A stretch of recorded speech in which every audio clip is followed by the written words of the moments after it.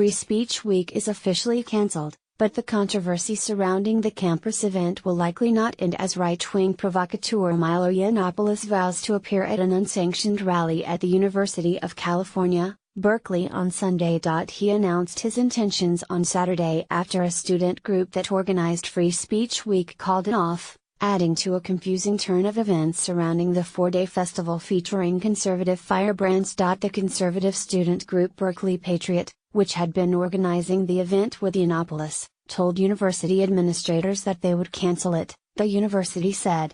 The group's representatives told the San Francisco Chronicle they feared for their safety.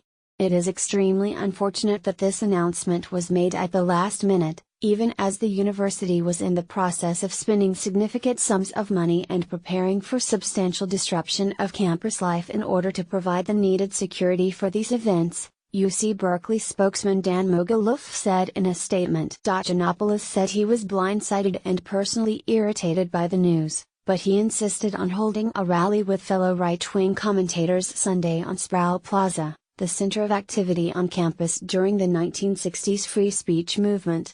"We are going to be hosting an event come hell or high water tomorrow," Yiannopoulos said in a live video on Facebook and vowed to proceed without UC Berkeley's or the students' cooperation. He made his comments from a hotel room after canceling a news conference on San Francisco's Treasure Island. University officials said they had worked around the clock and spent more than $1 million to ensure there would be adequate security for the events.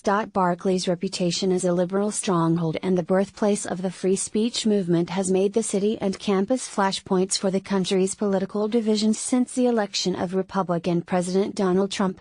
Since February, 4 political demonstrations have turned violent with masked anarchists rioting on campus. Yiannopoulos' attempt to speak at Berkeley in February was shut down by masked anarchists who rioted on campus. Claims that this is somehow the outcome desired by the campus are without basis in fact, Mogulof said. The university was prepared to do whatever was necessary to support the First Amendment rights of the student organization.